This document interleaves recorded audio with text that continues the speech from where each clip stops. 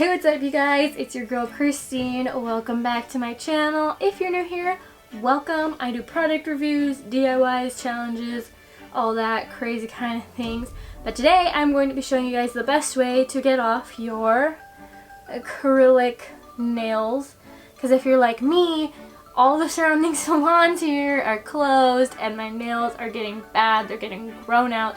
So I'm going to show you the best way to remove those nails, as well as keeping your nail underneath intact as much as possible, and it's also pretty dang painless. Also, I'm going to be showing you guys how to do a DIY at-home nail oil treatment, so you guys should have plenty of these items to create this treatment at home, so you don't have to go out and buy these. It's supposed to strengthen and nourish your cuticles and your nails, so let's get taking the acrylic nails off first. First thing you're going to need is floss. I prefer the ones with a handle for it is easier for me to hold onto, but if you have regular floss, that'll do just fine.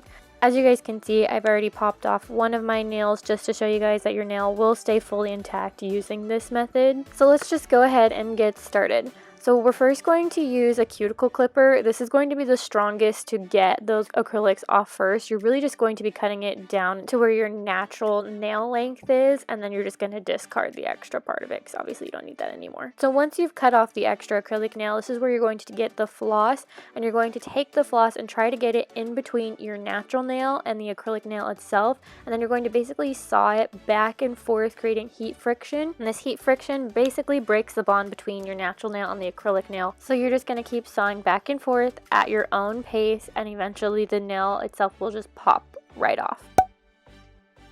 So sometimes there is a bit of the acrylic left behind. You can easily take your cuticle clippers and just take that right off. And now we just repeat those same steps. So take the cuticle clippers, cut off the acrylic down to where your natural nail length is. Then you're going to take the floss, get right in between the acrylic nail and your natural nail, saw, saw, saw, and then eventually.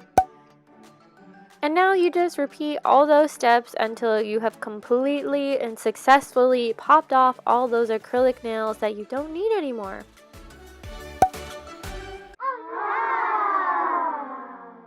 So it is literally the next day after I started this video. After I took my acrylic nails off, I just decided to go to bed. Today we are going to be doing that DIY nail cuticle oil growth, strengthen those nails for you. So we're gonna go and make that. I'm gonna show you guys exactly what ingredients I use to make it. And it really does help keep your nails strong, especially after something like acrylics.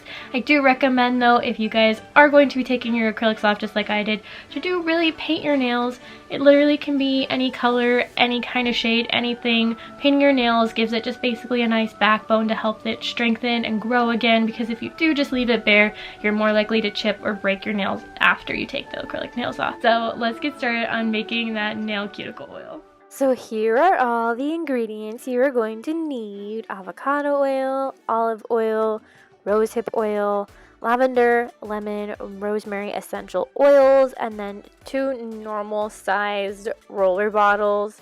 And then you're also probably going to need a funnel. In a small glass bowl, you're going to need 3 teaspoons of the olive oil, then a half a teaspoon of the avocado oil, followed by a full teaspoon of rosehip oil.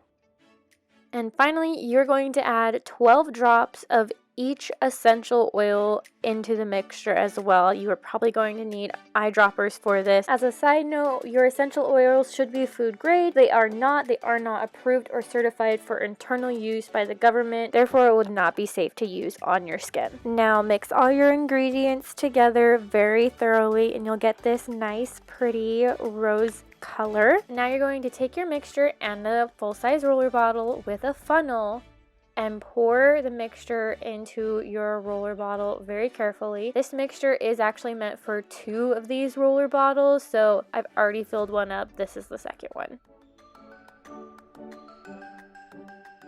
Now take your roller ball cap, pop it on,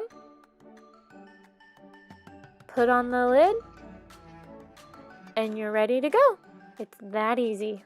And now you can take your homemade cuticle oil and rub it all over those nice, clean, new nails of yours, acrylic free, and that it will help nourish and grow and just be overall healthy, beautiful nails.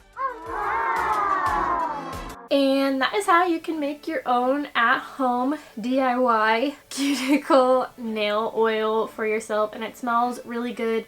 The rosehip oil does help a lot more. I've seen a lot of recipes that use jojoba oil, and that jojoba oil tends to just be a lot thicker of an oil, and it makes your hands a lot more oily, where this is a fast drying oil with the rosehip.